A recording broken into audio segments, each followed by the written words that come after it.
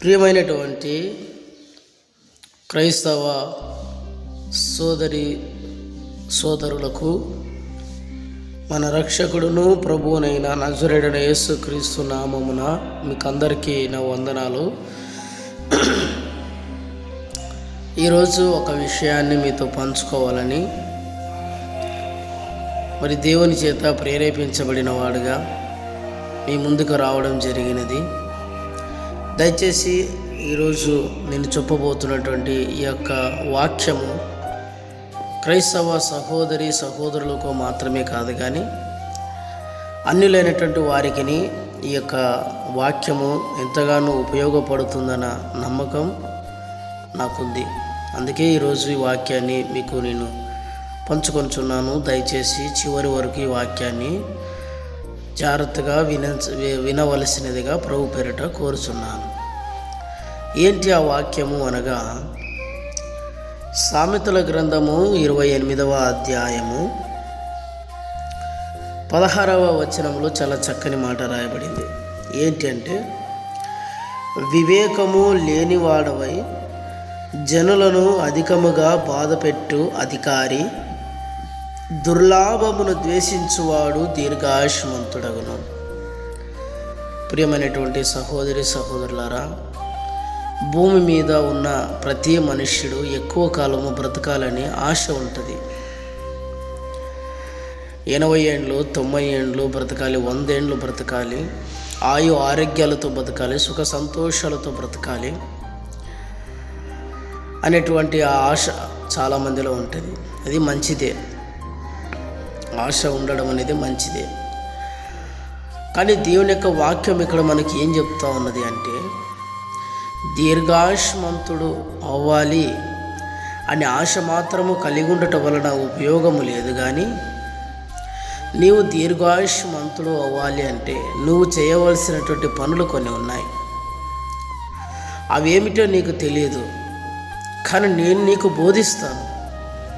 వాటి ప్రకారముగా నువ్వు నడుచుకునేలా వాక్యం ఇచ్చినటువంటి ప్రియ సహోదరుడా, నువ్వు ఏ స్థితిలో ఉన్నా సరే, మరణ పడకల స్థితిలో ఉన్నా సరే, దరిద్రపు స్థితిలో ఉన్నా సరే, రోగగ్రస్తుడిగా ఉన్నా సరే, దేవుడు నీకు దీర్ఘాయుష్మంతుడుగా నిన్ను మార్చాలని, నీకు దీర్ఘాయుష్నివ్వాలని ఆశ కలిగి ఉన్నాడు. కనుకనే ఈరోజు ఈ వాక్యము నీకు దేవుడు తెలియజేస్తూ ఉన్నాడని నమ్ము. మొట్టమొదటిగా చూడండి, ఇక్కడ వివేకము లేనివాడవై జనులను అధికముగా బాధపెట్టు అధికారి అన్నాడు. వివేకము లేనివాడవై, వివేకము లేనటువంటి వారు చేసేటువంటి పనులు ఏమిటంటే,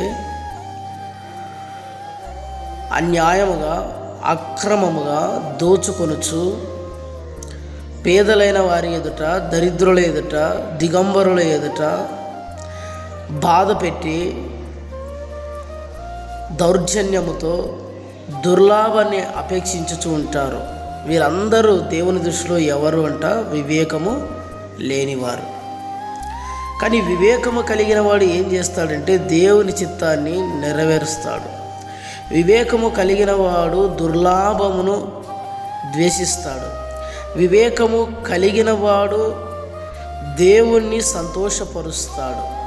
వివేకము కలిగిన వాడు ఇతరులకు మేలు కలగజేస్తాడు. కానీ వివేకము లేనివాడు ఏం చేస్తాడంట? జనులను బాధ పెడతాడు. అది కూడా ఎవరు అని ఇక్కడ వాక్యం బోధిస్తూ ఉన్నది అంటే, అధికారి.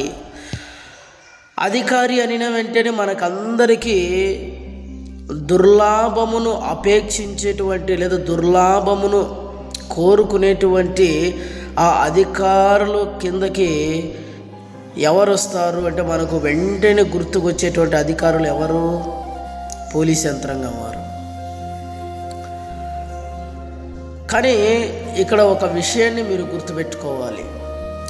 ఎవరెవరైతే పోలీస్ డిపార్ట్మెంట్లో ఉన్నారో ఓ అధికారి, అందరినీ ఉద్దేశించి నేను ఈ వాక్యాన్ని ప్రకటించడం లేదు, అందరినీ ఉద్దేశించి నేను ఈ వాక్యాన్ని బోధించడం లేదు. పోలీస్ డిపార్ట్మెంట్లో కూడా చాలా న్యాయంగా వారు ఏ విధమైనటువంటి ప్రమాణాలతో ఉద్యోగంలోనికి అడుగుపెట్టారో ఆ ప్రమాణాలకు కట్టబడి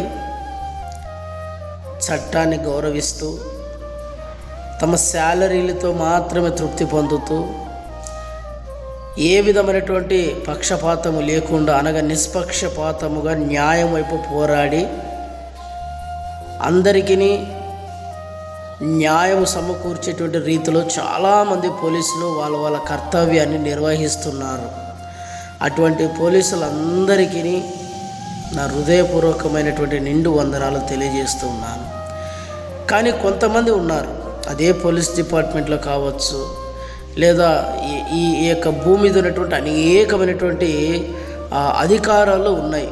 ఆ అధికారంలో ఉన్నటువంటి చాలామంది, కొద్దిమంది మాత్రమే న్యాయంగా పనిచేస్తున్నారు. కానీ చాలామంది వివేకము లేని వారై ఏం చేస్తున్నారంట, జనులను బాధ పెట్టేటువంటి స్థితిలో ఉన్నారు అధికారులు. వారికి ఈరోజు దేవుడు చెప్పుచున్నటువంటి లేదా దేవుడు తెలియజేస్తున్నటువంటి మాట ఏమిటంటే, దుర్లాభమును గనక నీవు ద్వేషిస్తే నీవు దీర్ఘాయుష్మంతుడు అవుతావు.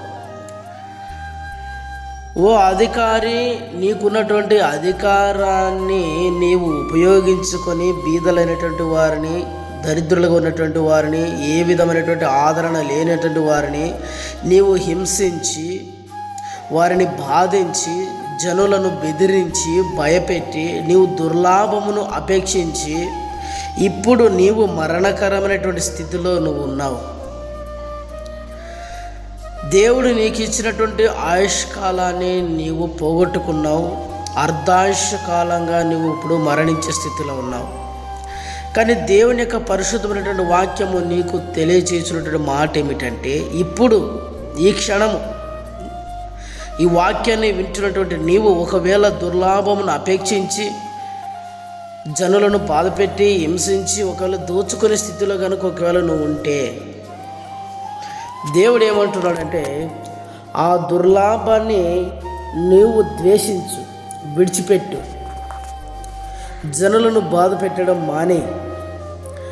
నీకు చేతనైనంత మట్టుకు ఎవరెవరి దగ్గర ఎంత నువ్వు తీసుకున్నావో, ఎంత నువ్వు దోచుకున్నావో వారందరికీ నువ్వు రిటర్న్ ఇచ్చేసి, అలా గనక నువ్వు మారు మనసు పొందితే, అలా గనక నువ్వు మార్పు చెందితే, దేవుడు ఏమంటున్నాడు తెలుసునా, ఇదిగో నేను నీకు ఇస్తానని వాగ్దానము చేసినటువంటి ఆ దీర్ఘాయుష్ని తిరిగి నేను నీకు ఇస్తాను అని అంటున్నాడు.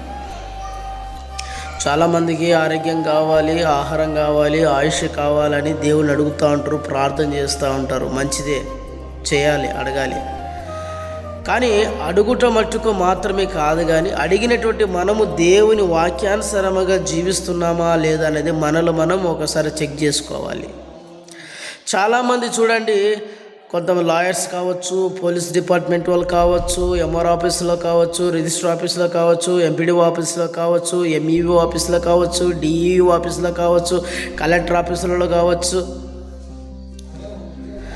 ఇలా చాలా అధికార రంగంలో ఉన్నటువంటి చాలామంది, అనగా ముఖ్యంగా వివేకము లేనటువంటి వారు న్యాయము చేయగలిగినంత అవకాశము, న్యాయము చేయగలిగినంత సత్తా, న్యాయము చేయగలిగినంత జ్ఞానము ఉన్నప్పటికీ వివేకము లేని వారై అనేక మంది జనములను బాధ పెట్టుచు దుర్లాభమును అపేక్షించి వారికి తెలియకుండానే వారి దేహముల మీదకి అనేకమైనటువంటి రోగములను వాళ్ళు కొని తెచ్చుకుంటున్నారు.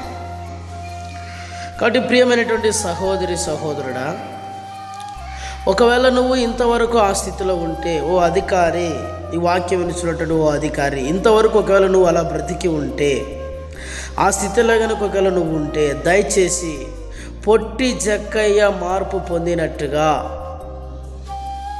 నీవు మార్పు పొందితే, మారు మనసు పొందితే, పశ్చాత్తాపడితే, దేవుడు ఈరోజు నీకు చేసిన వాగ్దానం ఏమో తెలుసిన, నేడు ఈ మనిషికి రక్షణ కలిగి ఉన్నది.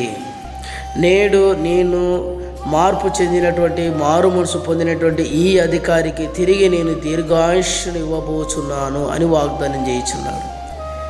కనుక దయచేసి ప్రియ సహోదరి సహోదరుడా, ఈ వాక్యము ద్వారా ఇకనైనా మీరు మార్పు చెంది క్రీస్తు బిడ్డలుగా మారాలని ఆశిస్తూ ఈ నా వాక్యాన్ని ముగించుకుంటున్నాను. ఆమేన్.